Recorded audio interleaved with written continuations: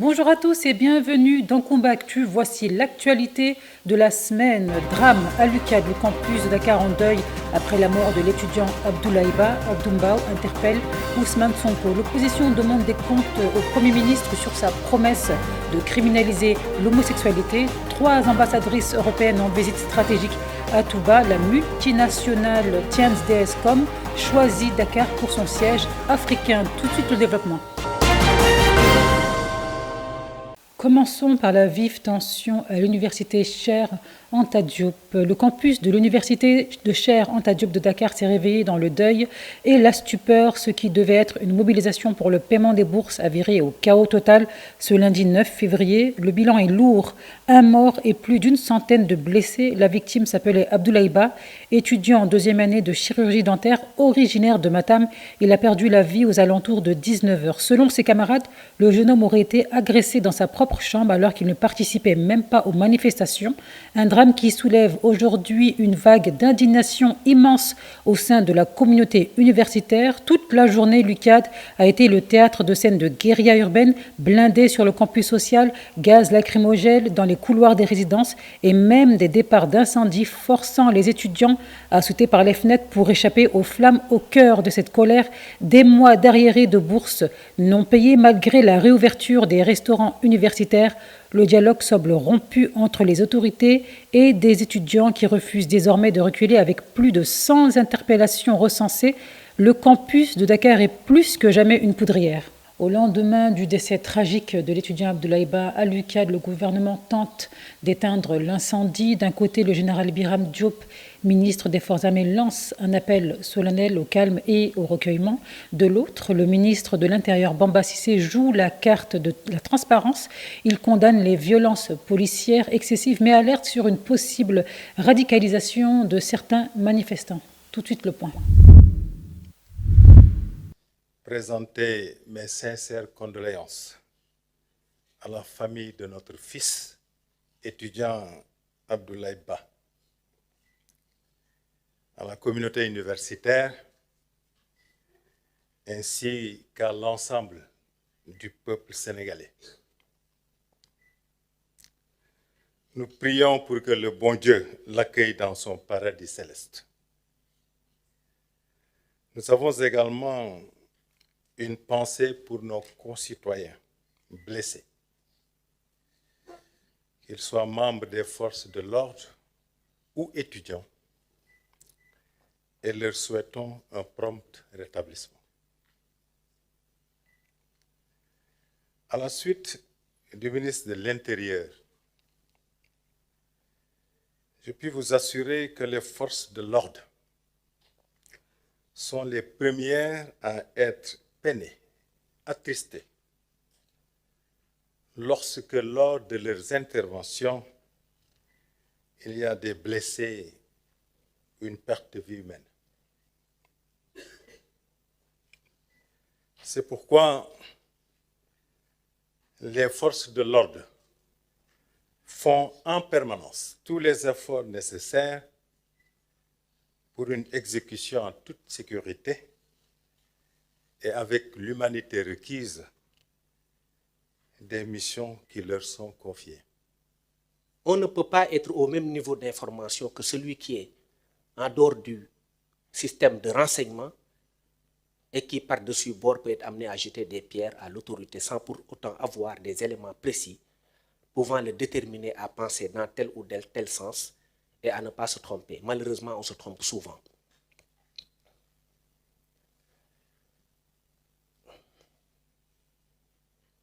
Je l'ai dit, nous avons reçu des renseignements.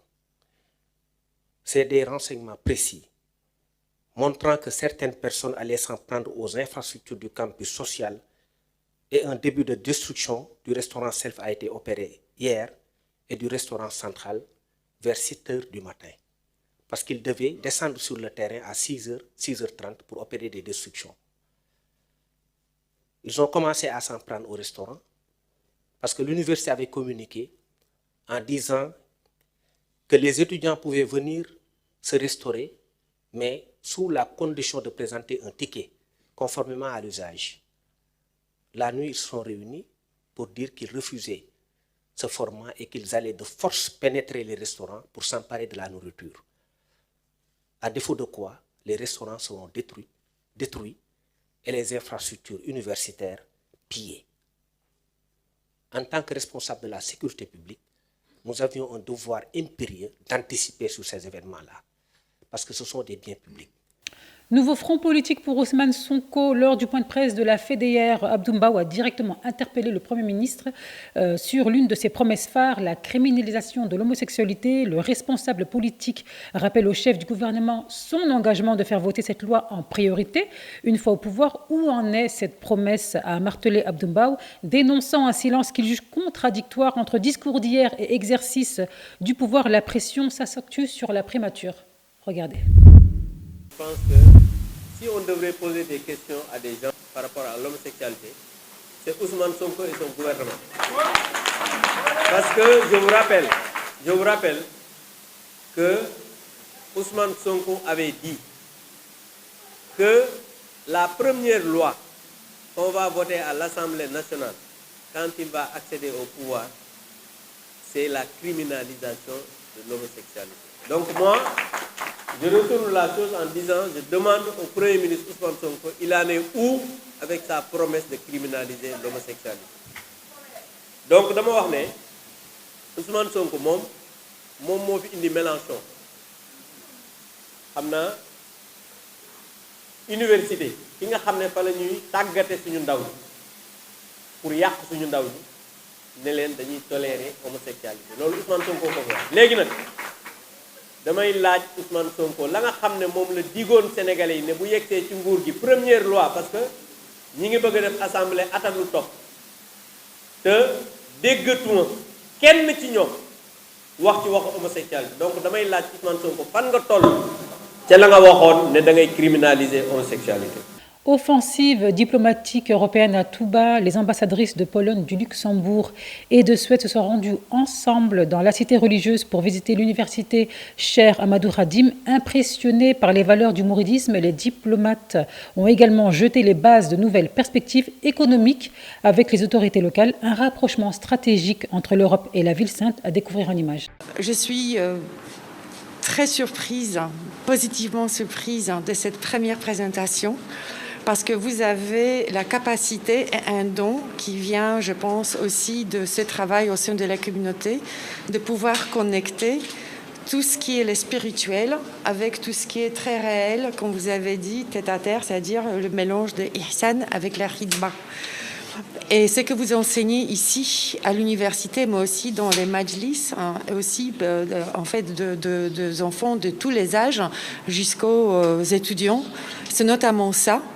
Cet aspect communautaire qui est à la fois aussi entre-aide, mais qui est aussi à donner les outils pour que le jeune puisse aussi se débrouiller tout seul, mais aussi au sein de la communauté.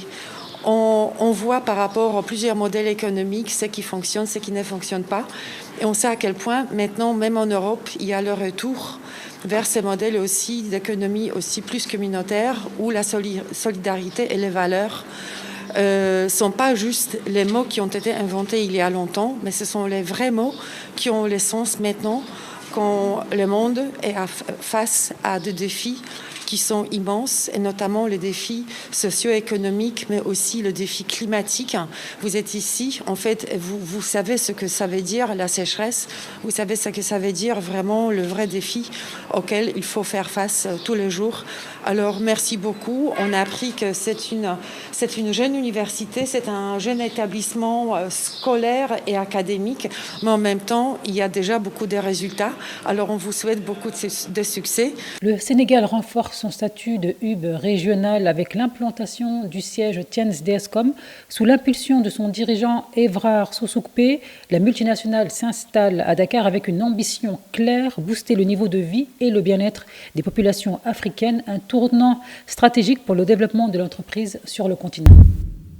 Alors, il faut dire que la vision que nous avons par rapport à nos activités, par rapport à nos ambitions, est une vision globale, est une vision régionale. Et le Sénégal étant donc le carrefour, depuis le temps de l'AOF, l'Afrique occidentale française, le Sénégal ayant toujours été le carrefour de l'Afrique, il était important pour nous, après le développement dans plusieurs pays tels que le Bénin, le Togo, la Côte d'Ivoire, le Burkina, de s'asseoir, de s'installer au Sénégal, d'où la décision donc d'implanter ce siège ici au Sénégal, à Dakar. Déjà, par rapport à nos activités, ce siège permet donc aux membres, ce siège permet aux populations africaines et plus particulièrement les populations sénégalaises donc d'avoir une certaine éducation sanitaire préventive. Donc nous travaillons avec les populations sur l'éducation d'entretien de leur santé. Ensuite, grâce à notre partenariat avec la multinationale Tienz, qui est un géant mondial, et au merveilleux plan d'accompagnement donc social aux populations, nous permettons aux populations également donc de se faire des revenus complémentaires. Parfois, lesquels revenus complémentaires peuvent aller même au-delà du revenu principal. L'épanouissement donc est au rendez-vous. Donc ce centre, ce siège est donc le lieu, le carrefour de l'épanouissement des populations sénégalaises, de l'épanouissement des populations africaines de façon générale. Passons à l'actualité internationale. Madagascar, chaos total après le cyclone Gézani. Le président appelle à l'aide internationale avant que le pays ne peut plus faire face seul. Cameroun, élection en vue mais avec du retard. Paul Biya annonce un léger réajustement du calendrier des législatives et municipales. Nigeria, arrivée imminente de 200 soldats américains. Simple mission de conseil et de formation. Abuja précise qu'ils ne monteront pas au front. C'est les pieds dans l'eau que le président de la transition malgache, le colonel Michael Andrianirina, a visité mercredi différentes zones inondées de Tohomasina. But de la manœuvre, évaluer l'ampleur des dégâts causés par le cyclone Gézani dans la deuxième plus grande ville de Madagascar. Un cyclone accompagné de vents violents atteignant 250 km/h qui a fait des dizaines de morts et des blessés, détruisant des maisons et provoquant d'importantes inondations. Près de 75% de la ville de Toamasina a été détruite selon le président de la transition qui s'est rendu au chevet des victimes dans différents hôpitaux. Ajoutant que la situation dépassait les capacités de son pays. Un appel tacite à l'aide internationale face à l'ampleur du drame. Au Cameroun, les élections législatives et municipales connaîtront un léger report, selon les termes du président Paul Biya, dans l'une de ses rares apparitions publiques. S'adressant à la nation à l'occasion de la 60e journée de la jeunesse, le chef de l'État camerounais a annoncé mardi soir un réajustement du calendrier électoral qui aurait dû se tenir début février. Initialement prévues pour 2025, ces élections avaient déjà été reportées une fois, jusqu'au début de l'année 2026. Aucune nouvelle date n'a encore été fixée. Âgé de près de 93 ans, Paul Biya a justifié ce report en évoquant certaines contraintes impérieuses, tout en assurant que les dispositions pertinentes des lois, et en particulier de la Constitution, seraient respectées. Il a également promis de former un nouveau gouvernement après avoir annoncé la dissolution de l'actuelle équipe ministérielle dans son adresse du Nouvel An. La journée de la jeunesse camerounaise est traditionnellement l'une des rares occasions où le président s'adresse directement à la nation. Environ 200 soldats américains vont être déployés au Nigeria dans les semaines à venir. Selon l'armée nigériane, ces militaires ne participeront à aucune opération de combat. Leur rôle se limite à la formation et au conseil technique, tandis que les forces locales conserveront le contrôle total des opérations sur leur territoire.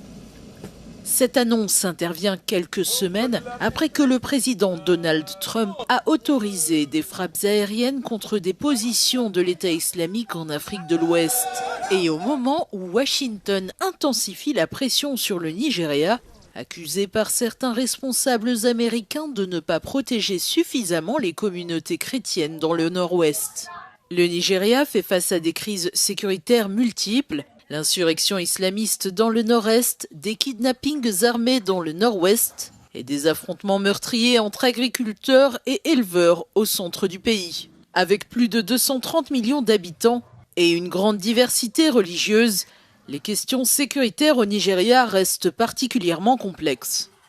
C'est ici que s'achève cette édition de Combattu. Merci de nous avoir suivis. Restez connectés et n'oubliez surtout pas de vous abonner à la chaîne Time for Africa TV et de suivre toute l'actualité sur www.timeforafrica-mac.com.